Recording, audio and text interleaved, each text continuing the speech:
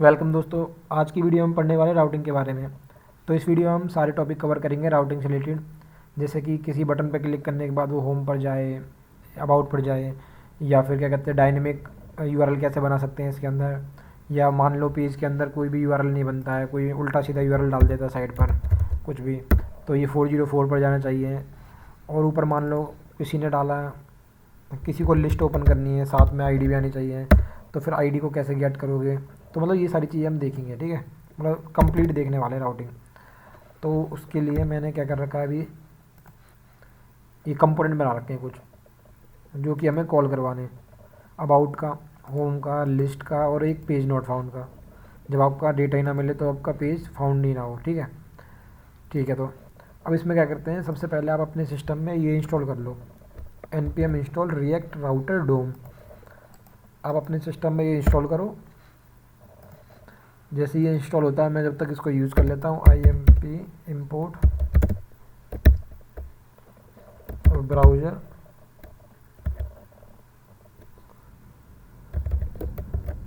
Router, ठीक है। इसको मैं रीनेम कर देता हूँ, राउटर ले लेता हूँ मैं, और ये फ्रॉम होगा आपका रिएक्ट राउटर डोम, ठीक है। ये यहाँ पर इंस्टॉल भी हो गया होगा, इंस्टॉल हो गया, ठीक है। तो अब हम इसको यूज़ करते हैं राउटर को। तो ये मैंने स्टार्ट करा और ये मैंने एंड करा। अब इसके अंदर हम अपने कंपोनेंट डिफाइन करेंगे कि मेरे को कौन सा कंपोनेंट कॉल करवाना है और कब। तो उसके लिए मैं एक और चीज़ लेता हूँ इसमें, राउट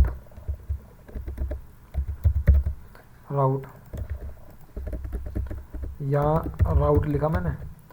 उसके बाद कि कब कॉल करना है, पाथ। जैसे ही मैं होम करूँ तो मेरा कंपोनेंट कॉल होना चाहिए, कौन सा कंपोनेंट, उसका नेम बताना पड़ेगा, ये वाला, ठीक है। सेम ऐसे ही मैं इसको कॉपी करा मैंने, ये पेस्ट कर दिया, किसके लिए, अबाउट के लिए। जब मैं यहाँ पर लिखता हूँ अबाउट, तो अबाउट वाला, तो देखो जो कंपोनेंट बने ना, अभी इसके अंदर कुछ नहीं है। इनों के अंदर सिंपल ही अबाउट पेज लिखा हुआ है, होम के अंदर होम लिखा हुआ है, लिस्ट के अंदर लिस्ट लिखा हुआ है, और पेज नॉट फाउंड के अंदर 404, ठीक है। अब मैं यहाँ पर जाके इसको, ये क्या कह रहा है, browser is not exportable, spelling गलत होगी क्या, ब्राउज़र, ठीक है। यहाँ जाते हैं, रिफ्रेश करते हैं, ठीक है। अब देखो जैसे ही अभी मैंने ना कंपोनेंट बता दिए इसको कि अगर मैं यूआरएल में होम आ जाएगा तो ये होम कंपोनेंट पे चले जाएगा, अबाउट आ जाएगा तो ये अबाउट पे चले जाएगा। तो इसको मैं चेक कर लेता हूँ। अगर मैंने यहाँ पर होम डाला तो देखो परफेक्ट होम पर आ गए। अगर मैंने यहाँ पर डाला अबाउट तो अबाउट पर आ गया। अब बात आती है, अभी तो मैं हाथ से डाल रहा हूँ, ये चीज़ ना लिंक से डालनी पड़ेगी, मतलब लिंक बनाना पड़ेगा इनका। उसके लिए मैं यूज़ करूँगा इसमें लिंक, और यहाँ पर मैं लिंक क्रिएट कर दूँगा कि भाई लिंक बना दो, उसका पाथ यहाँ पर होम, पहले होम का लिंक बना रहे हैं, और ये लिंक बंद कर दिया मैंने, और BR दे दिया मैंने ताकि अगला लिंक थोड़ा नीचे बने। और इसको यहाँ से पूरा कॉपी करा मैंने, ये पेस्ट, और यहाँ पर ही पेस्ट, यहाँ बना दिया मैंने यूज़र अबाउट, और इसमें लिख दिया मैंने अबाउट, ठीक है। एक बार चेक करते हैं इसको, ये बन गई, देखो अबाउट पर क्लिक करूँगा तो मैं अबाउट पर जाएगा, होम पर क्लिक करूँगा तो ये होम पर आ गया। और मान लो अगर मैंने किसी पर भी क्लिक नहीं करा तो एक डिफ़ॉल्ट भी देना मेरे को, कि जब मैं किसी पर भी क्लिक ना करूँ तो एक डिफ़ॉल्ट वाला भी मैं बना देता हूँ कि वो होम पर चले जाए। अगर मान लो मेरा सिंपल पाथ है और वो चले जाए होम पर, लेकिन इसमें एग्जैक्ट कीवर्ड एक यूज़ करना पड़ेगा आपको कि केवल स्लैश ही हो, आगे पीछे कुछ और ना हो। तो ये देखो सिंपल होम पर जा रहा है, अबाउट पर जा रहा है, होम पर जा रहा है। एक और बढ़ा देता हूँ इसमें, लिस्ट यहाँ मैं लिखता हूँ। अच्छा मान लो आपको अब करना है, आईडी निकालनी है कि आपको किसी यूज़र आईडी का इन्फॉर्मेशन चाहिए, लिस्ट 1 लिस्ट 2, तो वो वाले यूआरएल कैसे बना सकते हो आप डायनेमिक। तो उसको भी मैं आपको बताता हूँ। मान लो डायनेमिक वैल्यू आ रही है आपकी, उसको पहुंचाना है आपको लिस्ट पर, और साथ में जो आईडी है वो आईडी मैं ये यूज़ कर लेता हूँ, ये आईडी इस वाली।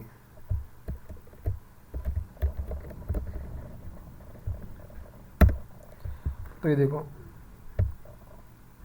तो ये पहुँच गया ना लिस्ट पर। और अभी लेकिन लिस्ट कंपोनेंट कॉल नहीं हुआ, क्योंकि लिस्ट नाम का मैंने अभी किसी को परमिशन नहीं दे रखी। तो जैसे ही मैं अगर मैं यहाँ पर बता देता हूँ कि लिस्ट हो, उसके आगे आईडी हो, तो मेरा कंपोनेंट कॉल होना चाहिए लिस्ट वाला। ठीक है, तो ये देखो कॉल हो गया लिस्ट वाला। अभी देखो अबाउट पे अबाउट का हो रहा है, होम पर होम का हो रहा है, लिस्ट पर लिस्ट का हो रहा है।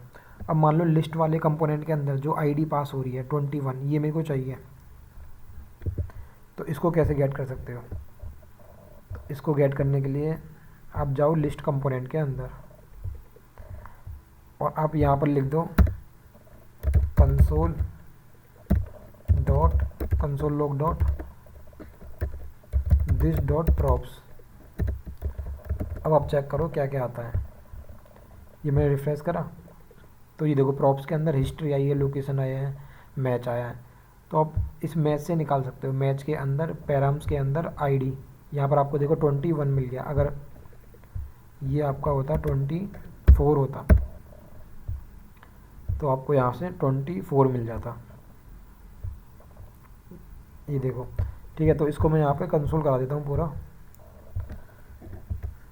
डॉट किसके अंदर आए थे? मैच के अंदर, पैराम्स के अंदर आईडी। ये रिफ्रेश करा, ये देखो 24 आ गई। ठीक है, तो यूआरएल में जो आईडी कैसे पास करनी है डायनेमिक, वो भी पता चल गया आपको, और गेट कैसे करनी है ये भी पता चल गया आपको। ठीक है, इसके बाद आते हैं हम यहाँ पर कि मान के चलो कि अभी जो हम लिंक बना रहे हैं, ये जितने भी लिंक बन रहे हैं, अगर इसको आप इंस्पेक्ट करके देखोगे वो एकदम सिंपल एंकर टैग बन रहे हैं। तो दिमाग में क्वेश्चन ये आता है कि यार क्या मैं एंकर टैग मतलब लिंक को ना यूज़ करके एंकर टैग भी तो यूज़ कर सकता था ना मैं, तो वो क्यों नहीं करा? तो वो मैं कर लेता हूँ। उससे क्या होता है वो आपको पता चल जाएगा। अगर मान लो मैं यहाँ पर लिख देता हूँ अबाउट, और इसको कर देता हूँ अबाउट एंकर, ये लिख दिया। ठीक है, अब यहाँ पर जाते हैं। अभी देखो जैसे मैं इसमें बी आर कर देता हूँ मैं थोड़ा सा। ठीक है, अब मैं देखो अगर इस पर क्लिक करता हूँ तो आपका देखो पेज लोड हो रहा है, लेकिन अगर मैं होम पर क्लिक करता हूँ या अबाउट पर क्लिक करता हूँ तो नहीं होता। जो एंकर टैग हमने अपने आप बनाया है उस पर जब भी आप क्लिक करोगे तो आपका पेज लोड होगा। तो ये क्लियर हो गया आपका, एंकर टैग हम इसलिए यूज़ नहीं करते हैं।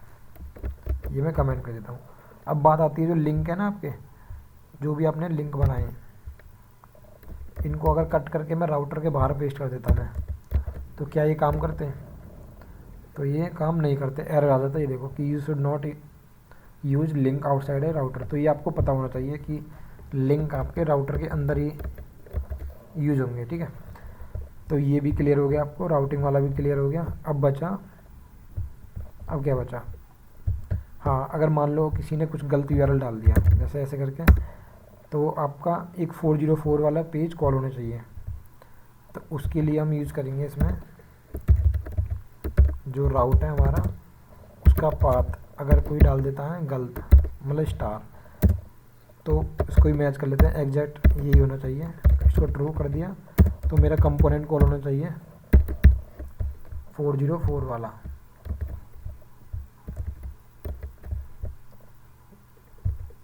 ये वाला, इसको बंद कर दिया मैंने।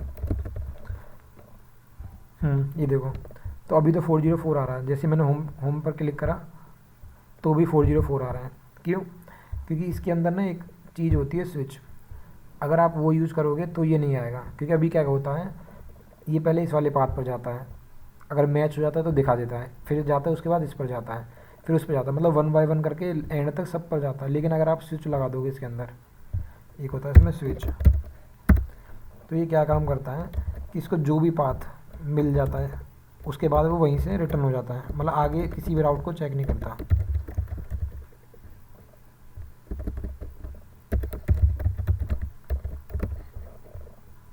देखो भाग गया ना।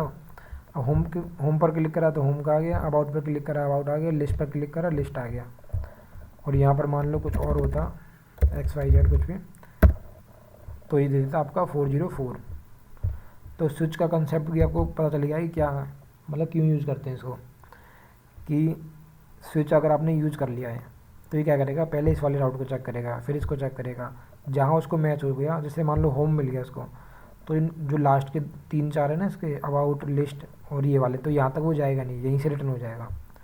अगर स्विच नहीं होता तो वो एंड तक जाता, मतलब ये मिलने के बाद फिर भी नीचे तक सारे URL को चेक करता। अब इसमें एक और चीज़ मैं बता देता हूँ, जैसे कि अब मान लो ये तो हो गया कंपोनेंट का तरीका।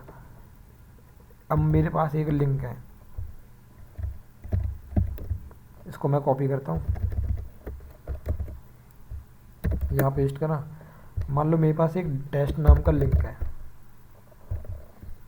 टेस्ट, इसको मेरे को यूज़ करना है राउट, इसका पाथ होना चाहिए जब भी कोई टेस्ट करे /टेस्ट। तो मान लो मेरे पास कंपोनेंट नहीं है, तो इसके लिए फिर मैं कैसे लिखूँगा, तो आप यहाँ पर भी डायरेक्ट लिख सकते हो, सिंपल टेस्ट कंपोनेंट, मतलब टेस्ट डेटा, और इसको राउट से बंद कर दो। तो ज़रूरी नहीं है आपको हर किसी के लिए राउट ही लिखना, वो कंपोनेंट ही बनाना पड़े। अब देखो यहाँ पर अगर मैं यहाँ लिख देता हूँ टेस्ट, अच्छा टेस्ट डेटा, टेस्ट लेगा तो देखो टेस्ट डेटा आपका आने लग गया, जो कि यहाँ से। तो इस तरीके से भी आप कर सकते हो जिनके कंपोनेंट डिफाइन नहीं है। ठीक है, तो ये भी हो गया आपका। अब इसमें क्या बचा, अच्छा हाँ, एक चीज़ और मैं बता देता हूँ कि देखो ये चीज़ तो आपको करनी है आपको पूरे प्रोजेक्ट के अंदर।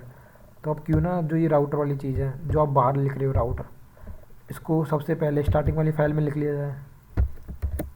इसकी जो index.js वाली फाइल होती है ये वाली, अगर आप यहीं पर लिख दोगे ना, तो यहाँ पर मेरे को इनकी तो ज़रूरत है नहीं, केवल राउटर की ज़रूरत है। और जो स्टार्टिंग की जो ऐप आ रही है ये लिख दिया मैंने। अब यहाँ पर आपको इस राउटर को हटा सकते हो, क्योंकि स्टार्टिंग में आपका लग गया है और देखो इसकी अब नीड नहीं है, इसको भी रिमूव कर दो। अभी मैं दिखाता हूँ आपको, कोड बिल्कुल परफेक्ट चल रहा है पहले की तरह, ये देखो।